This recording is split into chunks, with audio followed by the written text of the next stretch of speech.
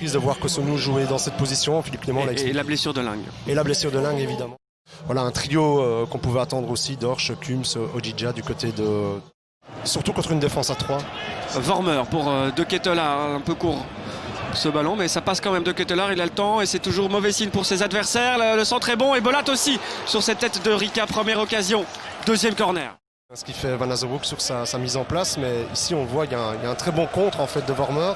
Un bon centre. J'ai regardé s'il n'y avait pas hors-jeu sur la remise de Ketelaar à Vormer, on n'était pas loin. C'est vrai que c'était un peu limite. Pas facile hein, comme ballon à reprendre. Voilà. Décrochage d'Okereke. De Ketelaar encore, qui se met face au but.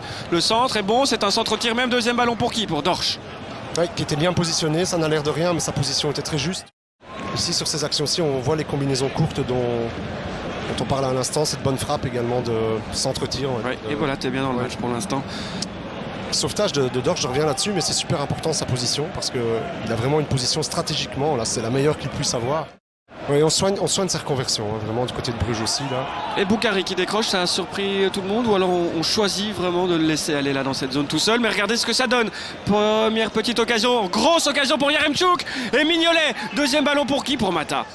Et on vient juste après justement le décrochage et là il y a une désorganisation aussi dans l'axe. Il y a la sortie de Mekele en fait sur Vadis qui parvient à être face au jeu et à adresser ce très bon ballon tout de suite là que ça a été ouvert et Deli par son manque de vitesse n'a pas pu le compenser parce qu'on l'a vu hésitant, hein. Même presque hésitant à ne pas commettre de faute. C'est la 7e fois de la saison que Vadis donne un ballon de but à Yaremchuk. Oui. Il n'y a que des corners de ce côté-là pour Ruud Vormer aujourd'hui. Cette fois, c'est bon. Et cette fois, c'est Bolat encore. Sur le plafond de son but, sur cette tête de Van Aken. Un grand classique centre de Vormer. Ils ne sont pas à l'aise avec ça. On parlait tout à l'heure d'une phase arrêtée qui pourrait faire la différence. Ici, c'est Anche Olsen qui est un petit peu loin de Van Aken.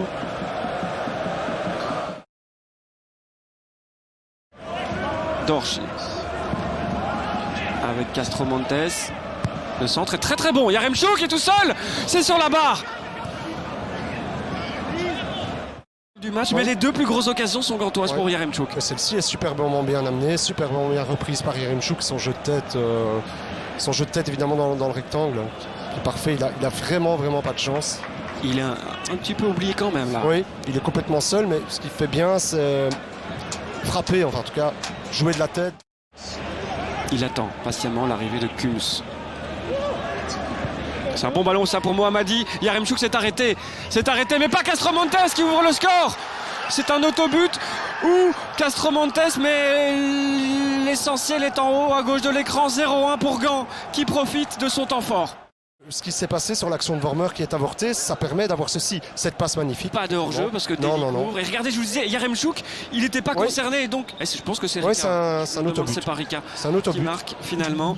Mais si Castro Montes ne fait pas son appel, il n'y a pas d'autobut. Hein, parce que ce sont les deux latéraux qui viennent faire la différence sur ce but de Gand. Et Kums, je vous dis, alors il fait un travail de l'ombre. C'est lui qui décale ici ce petit ballon qui est magnifique. Hein. Il n'y en a pas beaucoup dans le championnat qui savent donner un tel ballon.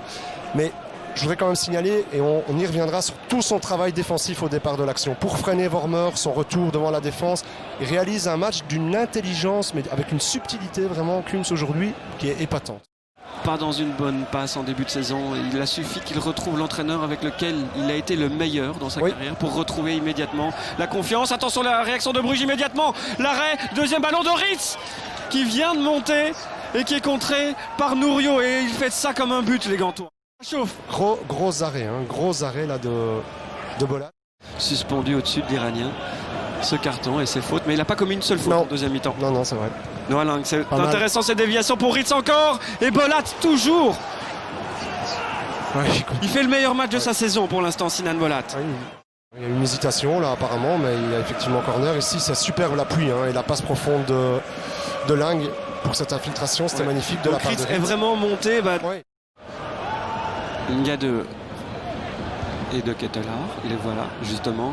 Diata, Ngade se loupe pour la première fois et Noah Ling pour l'égalisation. Non, parce qu'il y a Sinan Bolat. Comme ça arrive souvent, mais là on voit effectivement cette très bonne passe, ce très bon décalage de Van Aken. Pour moi, c'est généreux hein, de la part. Et c'est terminé. 93-30, comme on avait dit, victoire de Gand, la 3e défaite à domicile du club de Bruges cette saison. Les 2 premières, c'était en tout début de saison. Oui. Charleroi et Berscott.